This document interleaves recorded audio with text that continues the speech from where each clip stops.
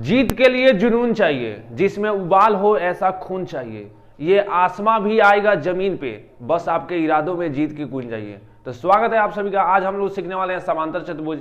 समांतर चतुर्भुज के बारे में बिल्कुल जीरो से लेकर हीरो बनेंगे, ठीक है ना। बिल्कुल शुरुआत से जानेंगे और उसका क्षेत्रफल कैसे निकालते हैं, परिमाप कैसे निकालते हैं, सब कुछ जानने वाले समांतर चतुर्भुज के बारे में। सबसे पहले जानेंगे समांतर चतुर्भुज आखिर होता क्या है, ठीक है ना। तो देखिए यहाँ पे समझो, यहाँ पे सबसे पहले समझ लो समांतर चतुर्भुज क्या है, ठीक है। तो देखो यहाँ पे समांतर चतुर्भुज, समांतर चतुर्भुज, समांतर चतुर्भुज। यहां पर देखो जैसे ही चतुर्भुज है तो इसका मतलब तुम लोग समझ गए, चतुर्भुज में चार गो भुजा है। चतुर्भुज का मतलब यही होता है चार भुजा हो। चतुर्भुज का क्या मतलब होता है, चार भुजा हो। लेकिन कैसा चतुर्भुज है, समांतर चतुर्भुज है। कैसा, समांतर चतुर्भुज है। तो देखिए यहाँ पे समांतर चतुर्भुज ऐसे बनता है। देखो यहाँ पे समांतर चतुर्भुज बना दिए ना समांतर चतुर्भुज। समांतर चतुर्भुज में आमने सामने की जो भुजा होती है वो क्या होती है, समांतर होती है। और समांतर का मतलब पिछले वीडियो में मैं आपको बताया था कि दोनों भुजा की बीच की दूरी प्रत्येक जगह क्या होगा, बराबर होगा। समांतर का मतलब यही होता है। समांतर का मतलब यही है, दोनों भुजा को ऐसे बढ़ाओगे तो कभी भी एक दूसरे को नहीं काटेंगे। अगर ऐसे बढ़ाओगे तो ये कभी भी एक दूसरे को नहीं काटेंगे, यही मतलब होता है। आमने सामने की भुजा क्या होता है, समांतर होता है। ये वाला इसके समांतर होगा, ये वाला इसके समांतर होगा। अब देखो और भी गुण होता है। देखो यहाँ पे यह क्या है, यह बोलते हो कोना। कोनवा को क्या बोलते हो, शीर्ष बोलते हो, शीर्ष। ये भी कोना है, इसे भी क्या बोलोगे, शीर्ष।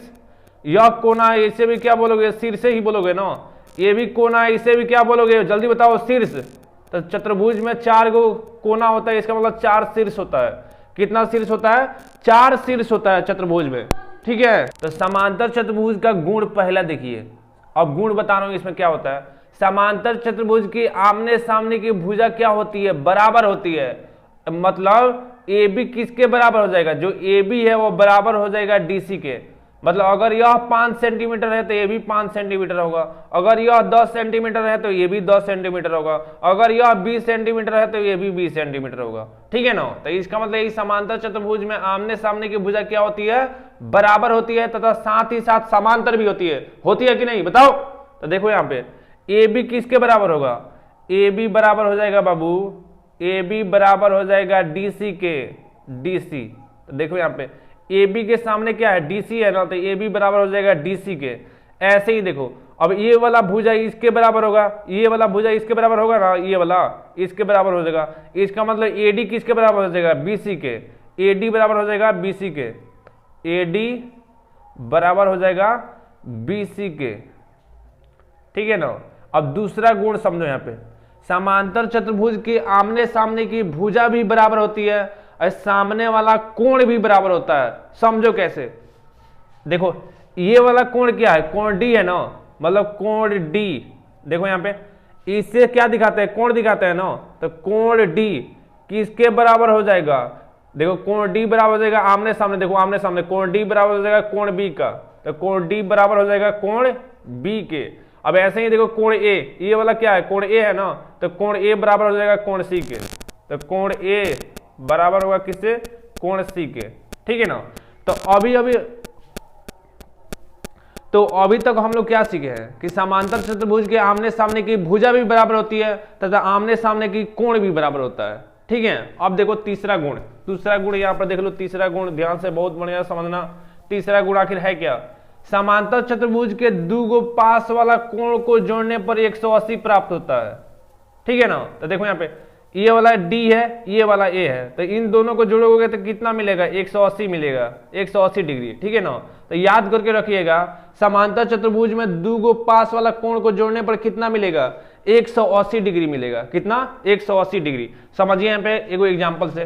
देखो अगर मान लो किसी समांतर चतुर्भुज में, अगर मान लीजिए ये वाला समांतर चतुर्भुज है और ये वाला कोण कितना है, 50 है, और ये वाला कोण मान लो पूछा है, तो क्या हम लोग पढ़े हैं, समांतर चतुर्भुज के दो गो पास वाला कोण को जोड़ने पर कितना मिलता है, 180 मिलता है। तो यह 50 है, तो 50 में कितना जोड़े कि 180 हो जाए, तो बोलोगे सर जी 130 जोड़िए ना, तो ये वाला कितना हो जाएगा, 130 हो जाएगा। ये वाला कोण बताओ तो जल्दी, समांतर चतुर्भुज में ये वाला भी बताओ कितना होगा।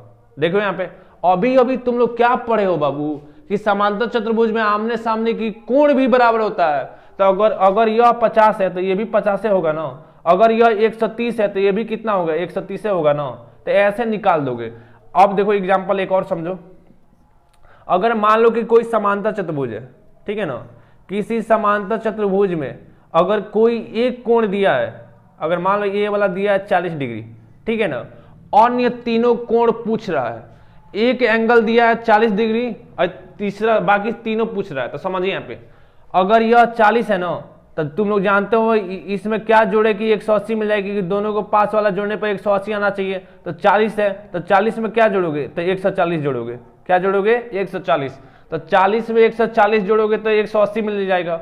अब क्या लगाना है, इसका गुण लगाना है कि समांतर चतुर्भुज में आमने सामने की कोण क्या होते हैं, बराबर होते हैं, क्या होते हैं, बराबर होते हैं। अगर यह 40 है तो यह भी 40 से होगा, अगर यह 140 है तो यह भी कितना होगा 140 से होगा, ठीक है ना।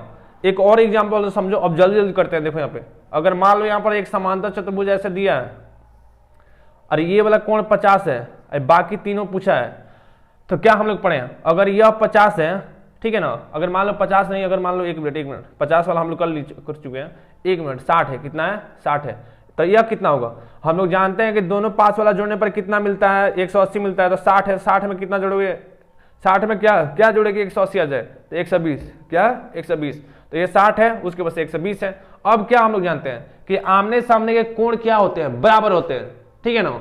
देखो समांतर चतुर्भुज का गुण याद कर लो, समांतर चतुर्भुज में आमने सामने के कोण क्या होते हैं, बराबर होते हैं, आमने सामने के कोण क्या होते हैं, बराबर होते हैं, 2-3 बार बोलो ना याद हो जाएगा। समांतर चतुर्भुज में आमने सामने वाले कोण क्या होते हैं, बराबर होते हैं, आमने सामने की भुजा क्या होती है, बराबर होती है, आमने सामने की भुजा क्या होती है, बराबर होती है, आमने सामने के कोण क्या होते हैं, बराबर होते हैं। दो गो पास वाला कोण को जोड़ने पर कितना मिलता है 180 डिग्री मिलता है, दो गो पास वाला कोण को जोड़ने पर कितना मिलता है 180 डिग्री मिलता है। 3 गो गुण आपको याद करना है। समांतर चतुर्भुज के आमने सामने की भुजा क्या होती है, बराबर होती है तथा समांतर होती है, ठीक है ना। आमने सामने के कोण भी बराबर होते हैं, दो गो पास वाले कोण को जोड़ने पर 180 मिलता है, ठीक है ना। ऐसे बोलते रहो तभी याद होगा, ठीक है। देखो यहाँ पे, अब देखिए यहाँ पे बाबू ये कितना हो गया 60 हो ना, तो 60 ये तो देखो 60 हो गया, 60 में कितना जोड़े कि 180 मिले, क्योंकि हम जानते हैं समांतर चतुर्भुज के दो गो पास वाले कोण को जोड़ने पर 180 मिलता है, तो 60 है तो 60 में देखो 60 में 120 जोड़ोगे तभी 180 मिलेगा। अब देखो आमने सामने के कोण क्या होते हैं, बराबर होते हैं। अगर यह 60 है तो ये भी 60 होगा, अगर यह 120 है तो सामने देखो तो ये भी कितना होगा 120 होगा, ठीक है। अब चलो देखते हैं समांतर चतुर्भुज के क्षेत्रफल कैसे निकालते हैं। यह गुण क्या करो, कॉपी में नोट करो, नहीं तो दिमाग में नोट करो, ठीक है ना, याद कर लो इसे।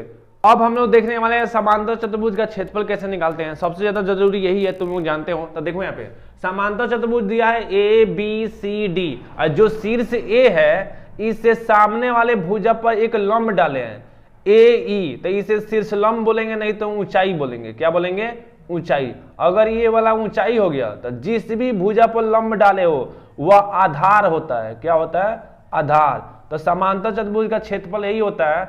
अब देखिए बहुत आसानी से क्षेत्रफल निकाल लोगे। समांतर चतुर्भुज का जो क्षेत्रफल हो वो क्या होगा, क्षेत्रफल बराबर हो जाएगा आधार गुणे ऊंचाई, आधार गुणे ऊंचाई, आधार गुणे ऊंचाई, ठीक है ना। आधार गुणे ऊंचाई यही फॉर्मूला होता है। तो देखो यही आपको समझना है। देखो यहाँ पे जो AE है ये क्या हो जाएगा, ऊंचाई हो जाएगा, लेकिन जिस भी भुजा पर तुम लोग लंब डाले हो तो भुजा क्या हो जाएगा, इस पर लंब डाले हो, इसलिए यहाँ पर DC क्या हो जाएगा, आधार हो जाएगा। DC क्या हो जाएगा, DC हो जाएगा आधार गुणे ऊंचाई क्या होगा, जो हमारे AE है यही ऊंचाई होगा, यही क्या हो जाएगा, ऊंचाई होगा। इस आकृति में समझो, जैसे मान लो ऐसे समांतर चतुर्भुज दिया है, ऐसे दिया, ठीक है। अब हम लोग क्या कर रहे हैं, यहां से अब लंब डाल रहे हैं, यहां से समझिए।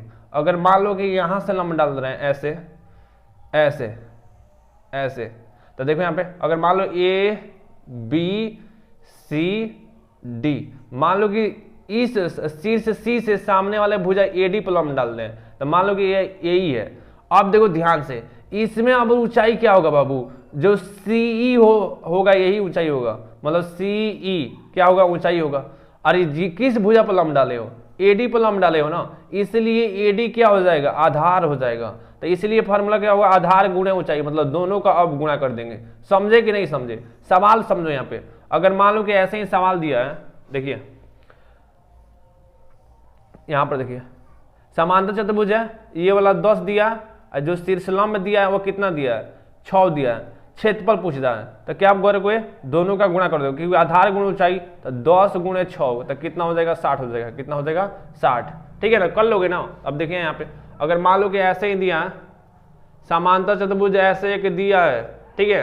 अब ये वाला भुजा कितना दिया है, 4 दिया, ये वाला कितना दिया, 20 दिया, ये वाला कितना दिया, 30 दिया है। अब क्षेत्रफल पूछता है, तो ध्यान से समझो यहाँ पे देखो, ये वाला अब शीर्षलंब हो गया, ये वाला शीर्षलंब हो गया ना, तो शीर्षलंब कितना है, 4 है। अब ये अब ध्यान से समझो, तो ऊंचाई कितना हो गया, 4 हो गया, लेकिन आधारवा कितना है, आधार अब 20 हो गया। अब आधार यह मत ले लेना, जिस भी भुजा पर लंब डाला जाता है वही क्या होता है, आधार होता है, इसलिए आधार क्या होगा, 20 होगा। तो 4 में 20 से गुणा करोगे कितना हो जाएगा, 80 हो जाएगा। अब समझिए अगला, अब हम लोग समझते हैं परिमाप कैसे निकाले हैं। तो किसी भी आकृति का परिमाप निकालने के लिए उसके चारों भुजाओं को जोड़ दिया जाता है, ठीक है ना। अगर चतुर्भुज है उसका परिमाप पूछा है तो बाबू कुछ मत करना, चारों भुजाओं को जोड़ देना, ठीक है ना। तो एक बार रिवीजन कर लेते हैं जल्दी से जल्दी। समांतर चतुर्भुज क्या है, ऐसा चतुर्भुज जिसकी आमने सामने की भुजा बराबर हो तथा क्या हो, तथा भुजा समांतर भी हो, ठीक है ना। तो समांतर चतुर्भुज वही होता है। समांतर चतुर्भुज के आमने सामने की भुजा बराबर होती है, आमने सामने के कोण बराबर होता है, दो गो पास वाला कोण को जोड़ने पर 180 आता है, ठीक है ना। समांतर चतुर्भुज का क्षेत्रफल क्या होता है, आधार गुणे ऊंचाई, आधार गुणे ऊंचाई। अब एक और समझो, एक और छूट रहा था, समझिए यहाँ पे।